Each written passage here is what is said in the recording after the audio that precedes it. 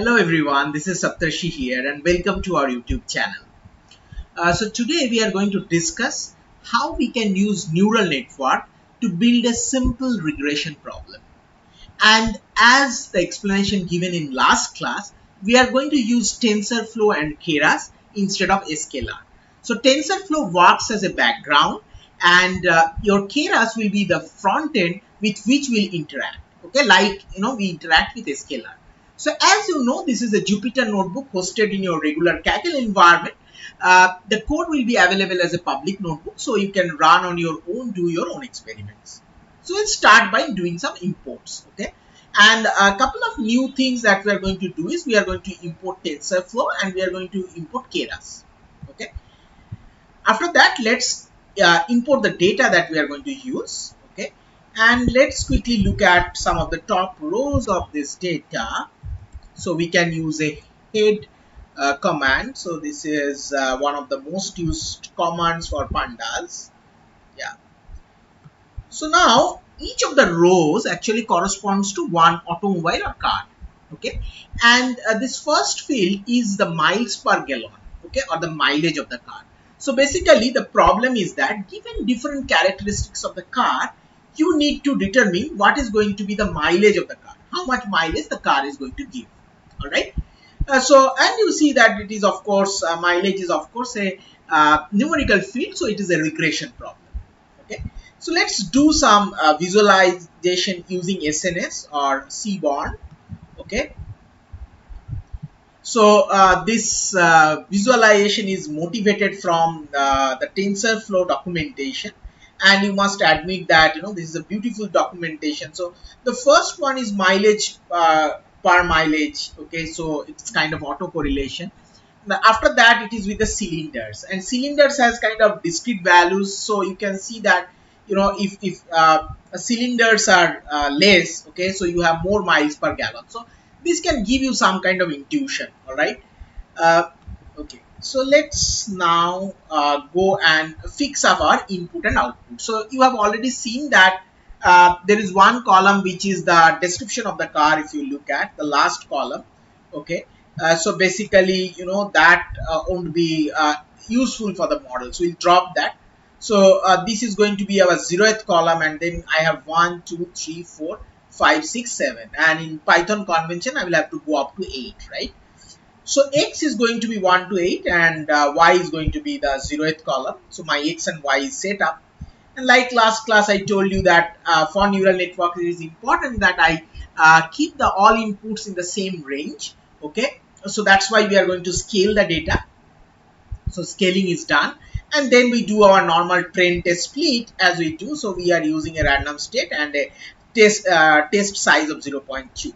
Okay, so now what we are going to do is very similar with what we do for TensorFlow for classification. Okay, so my first layer is the input dimension of 7 because I have 7 input features going on, and activation I have used ReLU. Okay, so this, as we have already discussed in our activation theory lecture, that ReLU is the most common used activation function. The thing that you need to notice is that in your dense layer, the output layer, here we are not using any activation function. Okay, so this is the major difference with whatever we have done so far with classification. Why it is so? Because here we are not wanting the value between 0 to 1. So whatever value we are getting out, it is a numerical variable, and regression expects a numerical variable, so we are not going to use any activation function. Okay, so the model is added, and you know why it is called a sequential model, because you have the input layer, then you are adding the hidden layer which has this 64 columns and 64 neurons.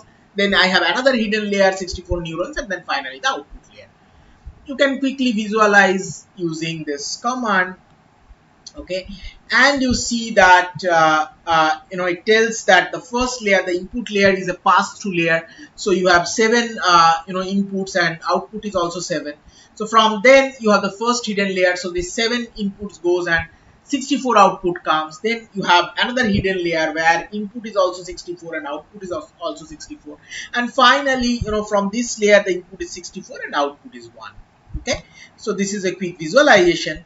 Now we are going to compile the model. So here also there is a change, we are not going to use the binary entropy or categorical entropy anymore. We are going to use mean square error. So if you have again looked at our loss function video tutorial, you know that for regression we can use MAC, MAE, Huber loss and loss functions like that.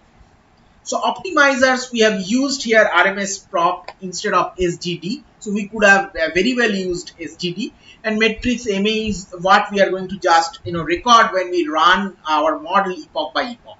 Okay. Uh, so we will have a lecture on different optimizers that are available in Keras in a short while. Now let's build the model. Okay, let's feed the model. So it will run epoch by epoch. So 100 such epochs are there. The run is complete. Okay, so now let's just plot this. Okay, and see. So this is in a data frame, or this is in an object called as history. Okay, so all these whatever is happening in this epoch is stored in this history object, and we are just going to put it in a data frame and plot this. Okay, so as expected, loss and MAE actually goes down as we move from epoch to epoch. All right. Okay, so this is about the training. So of course we want to now evaluate it. Okay, so before that, let's look at the model summary. Okay, so this is also very important.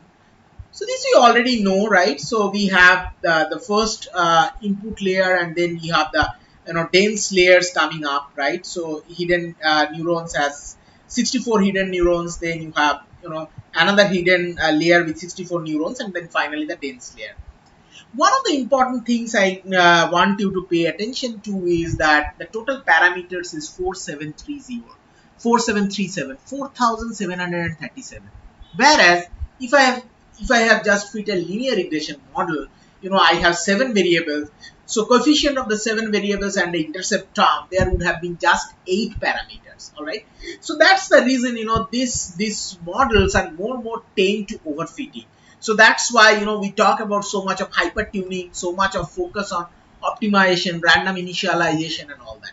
So next, what we are going to do is we are going to do a model.evaluate, and so we are going getting the loss value and also the MAE. Okay, the mean absolute deviation. Okay, so one of the things that you will agree is that if we plot it and see, probably it will make more sense. So what we are going to do is we are going to keep the predicted value and the test value in a data frame. Okay, and we are going to give it a name actual and predicted. So this is your y and this is your y hat, right? So on which the loss function is calculated, and then let's look at a scatter plot and see how our predictions are. Okay, and it gives a very nice scatter plot. So you see wherever actual was less, the predicted is also less, and there are some outlying observations where the prediction is small but actually it has a high value. But overall this graph tells you that your regression model is doing quite well. Okay, so that's all that we wanted to cover. So basically we showed that how you can use TensorFlow and Keras to build a simple regression model, and what are the basic changes between a classification model and a regression model. Thanks so much guys for watching this video, and if you have any comments, please give that. We would very much like to interact with you and give the answer. Thank you so much guys for watching.